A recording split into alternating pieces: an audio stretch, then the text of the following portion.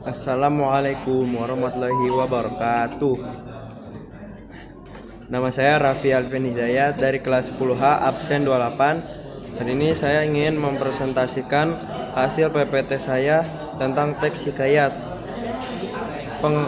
Sekarang saya ingin menjelaskan pengertian teks hikayat. Pengertiannya, hikayat adalah satu bentuk porsra lama dalam sastra Melayu yang isinya menceritakan kisah-kisah tentang kehidupan tokoh-tokoh hebat, raja-raja, pahlawan, atau orang-orang suci, dengan menonjolkan unsur kemustahilan dan kesaktian tokoh-tokohnya. Selanjutnya ada ciri-ciri dari teks hikayat. Yang pertama, anonim, tidak diketahui secara jelas nama pengarangnya karena disampaikan secara lisan atau turun-temurun. Yang kedua, istana sentris, pusat cerita atau latar sering berada di lingkungan istana dan tokoh utamanya biasanya raja, pangeran, atau putri, atau bangsawan. Yang ketiga, pralogis atau kemustahilan, cerita mengandung unsur-unsur yang tidak masuk akal atau mustahil terjadi di dunia nyata. Misalnya tokoh yang bisa membelah lautan. Yang keempat ada kesaktian. Tokoh-tokoh sering digambarkan memiliki kekuatan gaib atau kesaktian yang luar biasa. Yang kelima, statis, bersifat kaku dan baku. Alur cerita cenderung tetap dan tidak banyak mengalami perubahan. Yang keenam, menggunakan bahasa Melayu lama, ditulis dalam bahasa Melayu klasik. Yang ketujuh, klise, menggunakan bahasa atau ungkapan yang diulang-ulang. Yang kedelapan, alur berbingkai, cerita berbingkai. Terdapat cerita di dalam cerita, atau misalnya tokoh utama menceritakan kisah lain. Oke, selanjutnya kaidah kebahasaan dari teks hikayat adalah kaidah kebahasaan. Ciri kebahasaan yang khas dengan hikayat.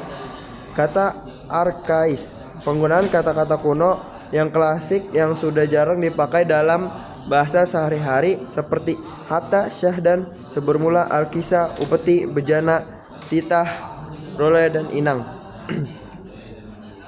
Pengguna konjungsi atau kata penghubung yang menyatakan urutan waktu kejadian sering diletakkan di awal kalimat untuk menghubungkan peristiwa. Contohnya, maka, ketika, segeralah.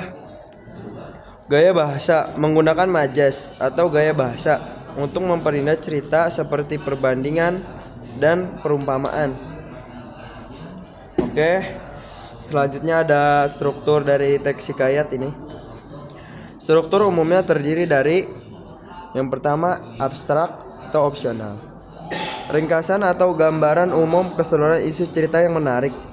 Orientasi, bagian pengenalan latar atau waktu, tempat, dan suasana, dan tokoh-tokoh dalam cerita. Komplikasi, munculnya konflik atau masalah yang dialami tokoh disusun secara kronologis. Bagian ini sering diwarnai peristiwa luar biasa dan kesaktian. Evaluasi, konflik mulai mengarah ke penyelesaian.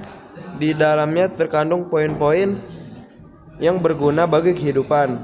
Yang keempat, resolusi, penyelesaian masalah atau konflik yang dialami tokoh seringkali berakhir dengan kebahagiaan atau happy ending dan kemenangan tokoh baik. Koda, kata-kata penutup yang berisi amanat atau peran moral yang ingin disampaikan pengarang kepada pembaca. Oke, yang terakhir ada fungsi dan tujuan dari teks hikayat. Oke, saya ingin menjelaskan fungsinya dulu.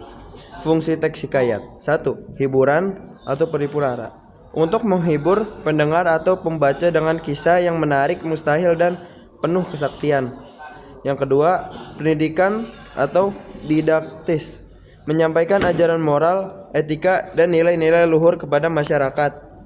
Yang ketiga, kebangkitan semangat, mendorong semangat juang dan motivasi melalui kisah kepahlawanan. Yang keempat, pewaris budaya, melestarikan adat istiadat dan tradisi masyarakat lama, terutama yang berkaitan dengan istana. Oke, tujuan dari teks hikayat selanjutnya. Tujuan teks hikayat secara singkat. 2. Menghibur pelipur hara, menyediakan kesenangan melalui kisah yang menarik dan ajaib. 3. Mendidik didaktis, menyampaikan ajaran moral dan nilai-nilai luhur. 4. Mewariskan budaya, melestarikan adat istiadat, sejarah dan nilai-nilai masyarakat lama. 5. Membangkitkan semangat, menginspirasi keberanian dan kepahlawanan. Oke, sekian dari saya. Terima kasih. Wassalamualaikum warahmatullahi wabarakatuh. Waalaikumsalam warahmatullahi wabarakatuh. Iya, Cep.